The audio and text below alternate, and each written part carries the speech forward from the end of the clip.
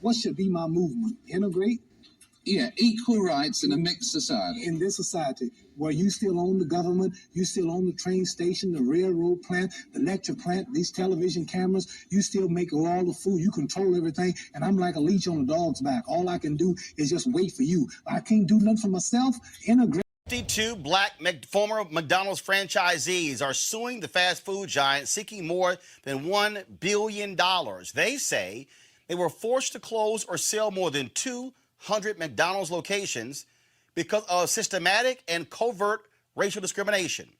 It is an explosive lawsuit. They say that McDonald's forced them to make changes to improve their stores, things not required of white franchisees. An alleged serial sabotage on aisle 7. Legendary rappers Snoop Dogg and Master P suing Walmart and Post Foods, accusing the largest U.S. retailer and the consumer packaged foods manufacturer for purposefully leaving their cereal off of store shelves. Last June, Master P joined Yahoo Finance to talk about the importance of becoming involved in the cereal space. Take a listen.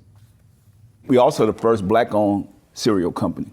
This has been going on for over 100 years that we've been consumers and never owners. So we're changing that game. Story happening in the nation's capital today took place at the Supreme Court, where Byron Allen's racial discrimination case against Comcast came before the 9 justices. 8 were there. Ruth Bader Ginsburg was ill and was not in the court today. Now, at issue is whether Allen's $20 billion lawsuit should have survived beyond the pleading stage by merely proving that his race was a motivating factor in Comcast's decision to deny carriage to his company's channels. Now, the Ninth Circuit ruled in favor of Allen last year. Comcast not even arguing that his race was not one of the factors in determining not to carry his channel. Comcast is arguing that his race was not the only factor in determining whether they would carry his channel or not. That is the argument. And black people, we are still living in an era of Jim Crow. The difficulty that we have as black entrepreneurs is so much about the economic castration that is occurring with black people is behind the scenes now. And now the businesses that are racially discriminating against you are not discriminating against you as a customer, but they're discriminating against you as far as making sure there's no economic development in your community. And we support these companies. Primarily, we're one of the largest supporters of these type of companies, such as McDonald's. How often do we frequent McDonald's for our children, not understanding that McDonald's are directly trying to sabotage our economic progress? So black people, I need us to wake up and understand we have to stop supporting these people, and we have to remove the veil that's over our eyes so that we do not see who our enemy are, and do not understand why we are in this economic conditions, because we're still living in Jim Crow and we're still dealing with economic castration. That was what all the lynchings, everything was about, was to economically castrate the black man. And this continues to this day. Comcast has been doing. Comcast has been saying, hey, wait a minute. Look at all of these other black networks we provided opportunities to. They mentioned TV One. They mentioned Revolt. Of course, Diddy's network. Now, if you want my opinion, you want why Diddy is being crucified in the media all of a sudden, and why all of a sudden you get the lawsuit from Cassidy, is because of his statement in support of Brian Allen's argument to the Supreme Court. I believe it's because when P. Diddy decided he no longer wanted to be their illusion, that they decided that they would destroy Puffy. He ain't too happy. My name and my network, Revolt, have been mentioned recently by Comcast in reference to the Comcast Byron Allen U.S. Supreme Court case as an example of Comcast's inclusive practices with respect to African-American-owned cable networks. While it is true that we are in business with Comcast, it is not accurate to use my name or my network as an example of inclusion. I do not want my name to be used inaccurately, so I must speak my truth. I also want to make clear that this case is now about much more than cable distribution. It's about the civil rights of millions of African Americans and other minorities. First, it's important that people really understand what's at stake. In its efforts to get the lawsuit filed by Byron Allen dismissed, Comcast has taken a legal approach that could weaken fundamental civil rights protections. I have a problem with this. The Civil Rights Act of 1866, Section 1981, was designed to ensure black people are able to do business in this country and not be denied because of race. Comcast is arguing that this law only applies if racial discrimination is the only factor that leads to a refusal to do business, which would be extremely hard to prove. If they are successful, it will become much harder for any victim of discrimination to seek justice in court. By taking this stance in the Supreme Court, Comcast has put its legal tactics ahead of the rights of millions of Americans to be heard. This is not okay. Above any in your society don't mean I'm doing it for myself. You doing it all. I want to do something for myself. I'm tired of depending on you. You might get broke one day. Your stores might close. Your gas pumps might cut off again. I'm relying on you now. Can I have my own land and country? I see dogs on television eating at the same plate with white people. I see dogs in the buses, and they do everything with the dogs. So I ain't getting nothing the dog ain't got. So really, ain't nothing in this integration. I need some land. I need some jobs. My people need jobs. We need something so we can build and do for ourselves, and we must have some land. Now, what he said is very powerful. It's been 1968, the civil rights law was passed. And still 2023, we're still complaining about discrimination in the workplace. Because his networks have they're lowly rated. They have the low ratings. Well, listen, in Discovery, we can show the world that they have over 100 networks on their platform that are white owned that have a lower rating than ours. Then they'll say things, well, he doesn't have good quality. It's low quality. Well, our networks are Emmy Award nominated and Emmy Award winning. And through Discovery, we can show that they carry networks, over 100 networks that are white-owned that have never been nominated for an Emmy and have never won an Emmy. They will say things like, this is, this has nothing to do with race. Well, they've already proven by going and partnering with Donald Trump's DOJ to get an amicus brief that that there's a great deal of racial there's institutionalized racism there. I mean, not only did they get Donald Trump's DOJ to write the amicus brief, they did something we haven't seen in ever, which is they got Donald Trump's DOJ to testify, to argue in the courtroom with them in partnership. And it is the very first time the acting Solicitor General has ever gone into the United States Supreme Court to narrow a civil rights statute. So it just shows.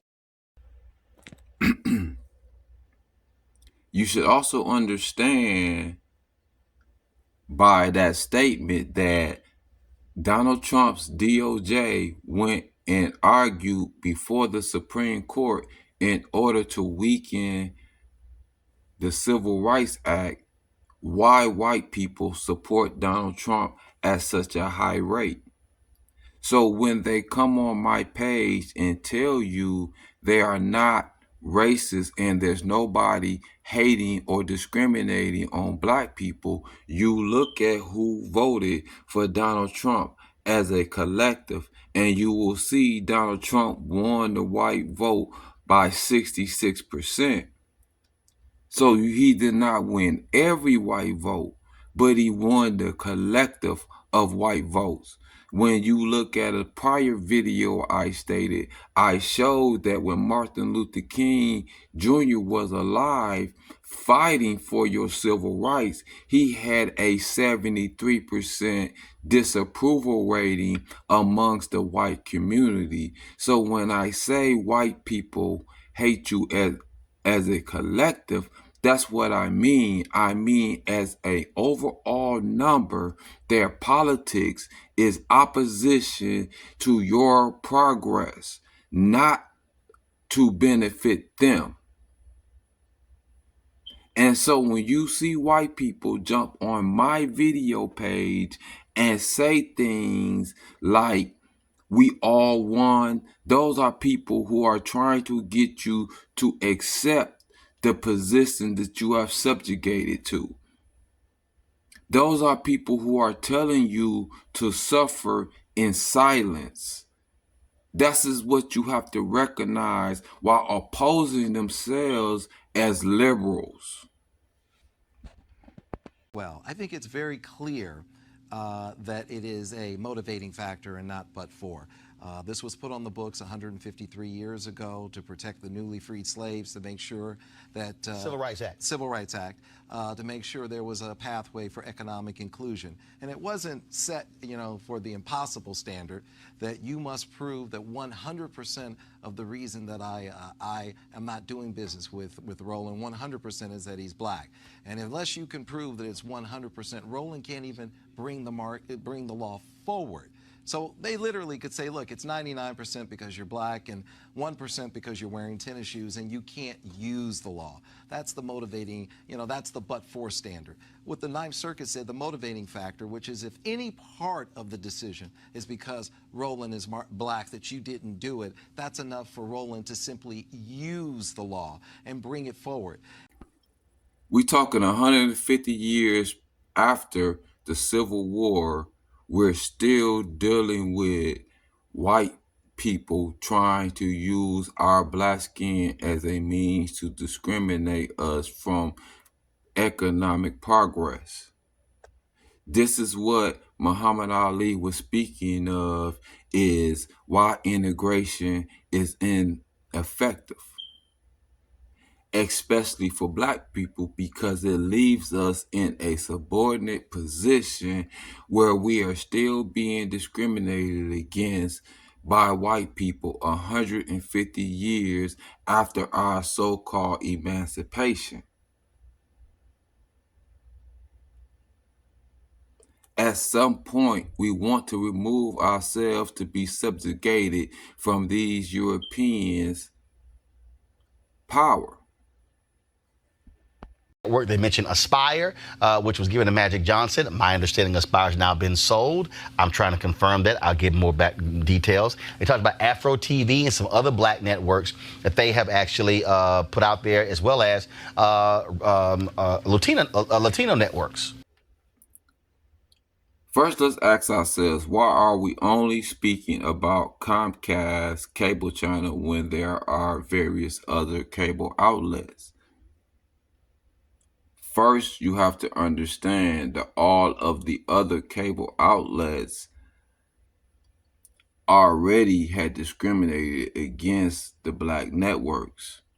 Comcast was only establishing black networks in order to get government approval to consolidate with NBC Universal, which was a major content creator.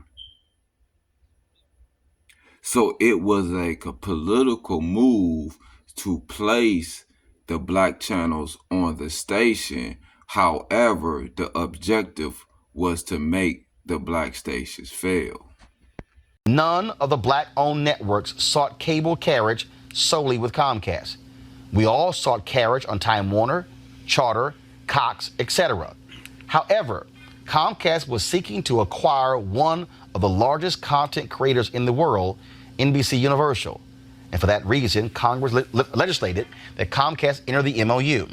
Comcast was bound by the agreement to launch the cable networks, but was not bound to distribute to a requisite number of household/subscribers, so the channels never had a good chance of having a profitable and successful business. The amount of money black cable network owners get from their business relationship with Comcast can only be characterized as very small. In fact, Comcast spends in excess of $12 billion in licensing cable networks, of which black-owned networks receive a negligible amount. And here's the issue that we as a black people have, is the people that are speaking for us had her interest involved in the deal. Knowing that the deal was set for failure, she still had that hope and desire that she would somehow be one of the few to succeed. So she kept silent to Congress about her inner beliefs that this deal would set the black cable channels up to fail.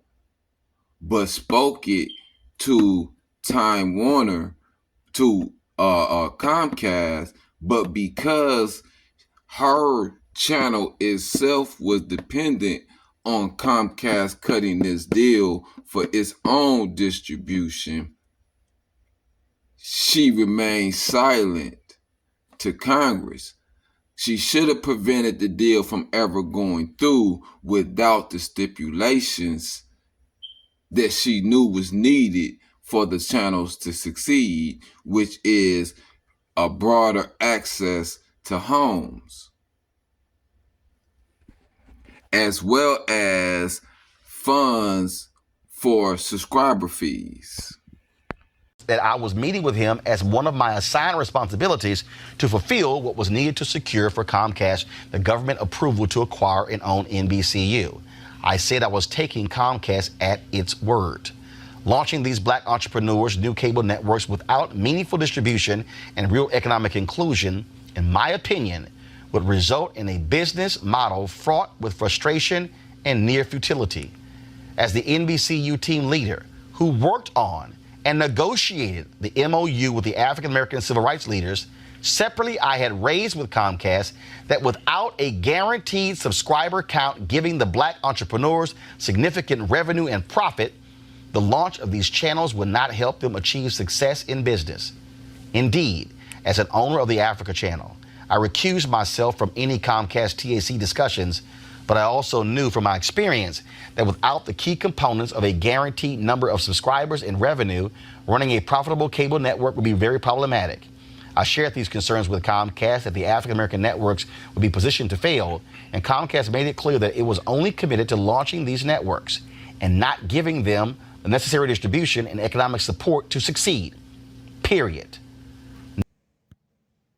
So explain to us exactly what this lawsuit is about. Now, I've actually spoken to the McDonald's black franchisees a couple of times last year, previously as well. I've met many of you, and folks always talked about for years how McDonald's was a huge proponent of black businesses and black franchisees really touted the company, yet this lawsuit says they were systematically denied opportunities. Absolutely. And when we first got started, we always knew we were behind. We had to run faster to catch up. The only problem we didn't understand, we wasn't running the same race.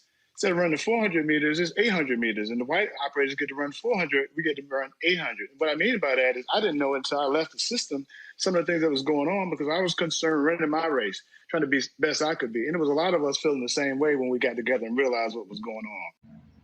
And here's where they got us at. Thinking business as individual when they're working collectively to economically deprive us. See, he was focused on just him. He was not communicating with the other black McDonald's owners.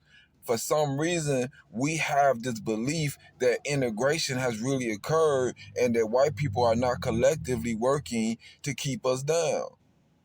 And that's why the Bible says the greatest trick the devil ever did is convincing the world he doesn't exist. The greatest thing Europeans have done was convince black people that they're not your enemy, that they're not responsible for the current condition that you are in with their policies. See, he was so focused on him as an individual that they messed over the collective of black franchise owners for McDonald's. That's how but see, they're working together.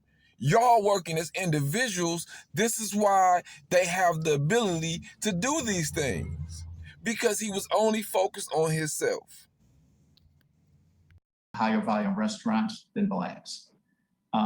They are given opportunities for the higher volume restaurants, which puts them in a position to be more successful. Their cost to running those restaurants is a lot cheaper. As an example, I have a restaurant, I have to have security in, okay? My counterpart will have a restaurant on the other side of town, does not have to have security in. At one point, we had close to 400 McDonald's owner operators at one point. Today, we have about 186, 187. How can that be? the cash flow differential in different parts of the state can be hundreds of thousands of dollars per store, less than their white counterparts. They're not going to give up power until they're made to. They're not going to have parity until they're made to have parity. McDonald's doesn't believe in it. The people running this corporation, they don't believe in it, because if they did, they could fix it. They got all the power. They direct where every restaurant goes. And when they say they don't, that's not true, because they can exercise something called the right of first refusal and sell that restaurant to anyone they want to. They are judge and jury. At some point, black people have to realize that the tactics and methods that they use in order to strip you out of wealth might change depending on the various industries, but the target is still the same: to economically castrate the black communities at all costs. At some point, you have to realize this. At some point, you have to understand the only reason why they're doing business with you is because they see an advantage to doing business with you, while at the same time simultaneously trying to rob you blind. This is consistently our relationship when dealing in business with white America. I'm upset that black people fail to acknowledge this truth. But they have consistently shown you this, and you can go through the court law cases and see the repetitious civil suits that black people have to continuously file against these white oppressive people.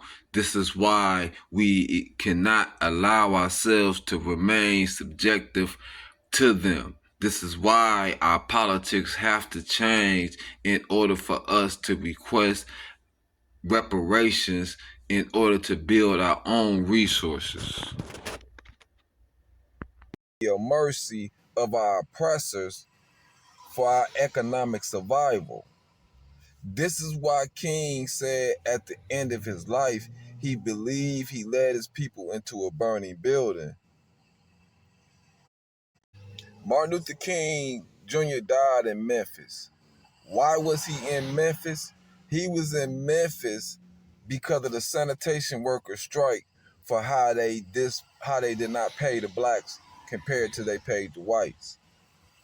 He was in Memphis to counter the economic castration of our community. So much of the civil rights movement was lost on integration that we lost the concept of self-sufficient. So to this day, we're still at the mercy of our oppressors for our economic survival. This is why King said at the end of his life, he believed he led his people into a burning building, because he understood that you could not legislate the hearts of people.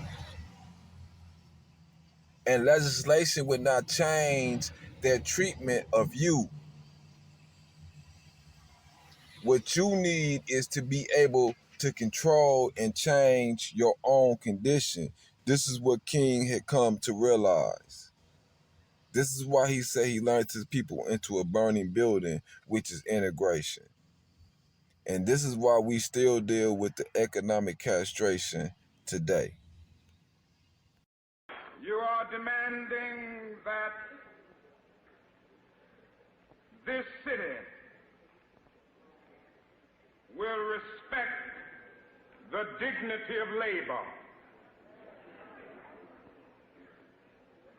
So often we overlook the worth and the significance of those who are not in professional jobs, of those who are not in the so-called big jobs. But let me say to you tonight that whenever you are engaged in work that serves humanity and is for the building of humanity. It has dignity and it has worth.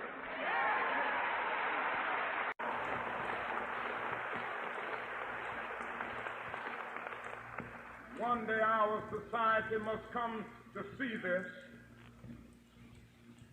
One day our society will come to respect the sanitation worker if it is to survive, for the person who picks up our garbage as in the final analysis is as significant as the physician, for if he doesn't do his job, disease is rampant.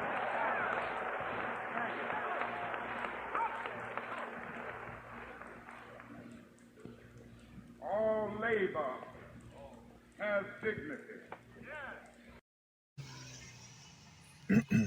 Let's be clear. The reason why the civil rights movement was successful is because of unity. The reason why it was most effective in the South because they had a clear viewpoint of who their enemy was, who was hindering them from progressing. The burning building is integration because we don't understand clearly who is our enemy. When we move into those communities, we devalue our interests. We separate our interests from our community and we move into communities who don't have your best interests at heart, who don't want you there simply because of your skin complexion. You making more money does not make them comfortable with being around you or dealing with you. They still look at you as the other blacks who you left behind.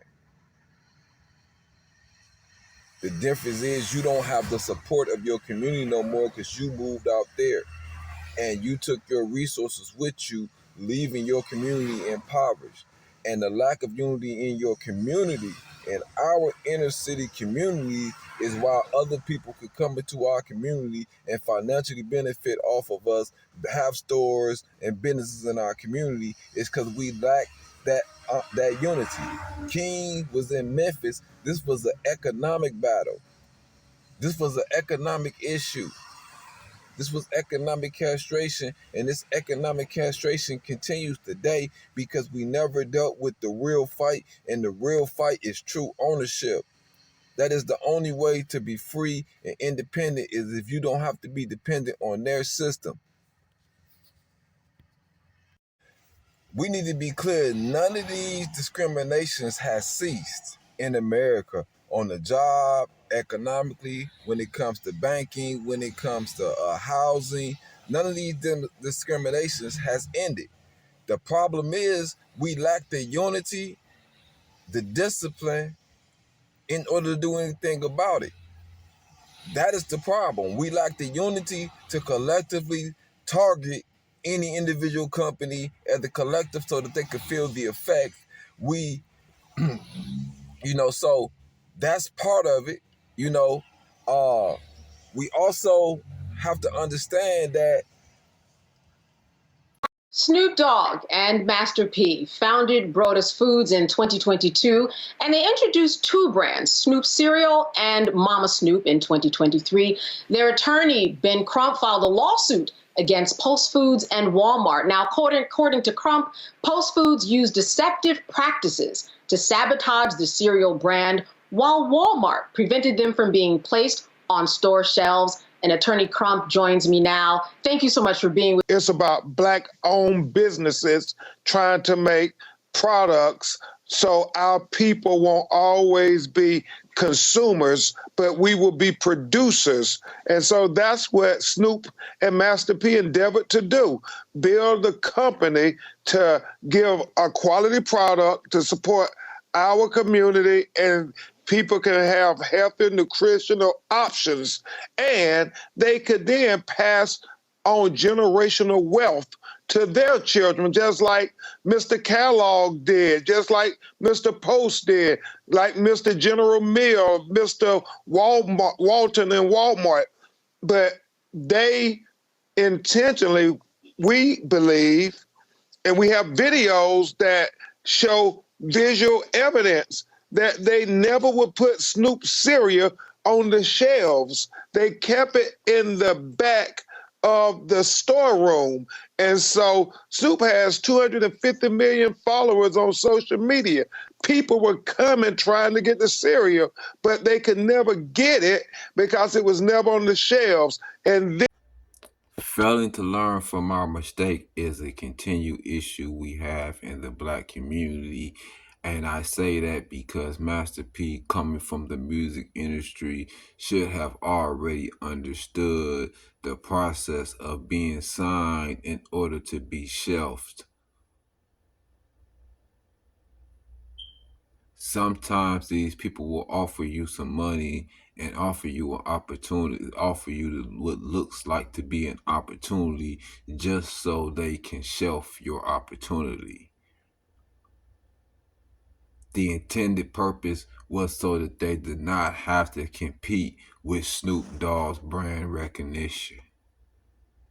Because they understand that their $1 billion budget is possibly could not compete with his brand recognition. This is why I tell you white people live life from a handicapped position. And they're not willing to relinquish that position. They're not going to willingly allow you to build generational wealth. Why would they allow you to build generational wealth and have their children compete against your children when they work so hard to give their children a head start?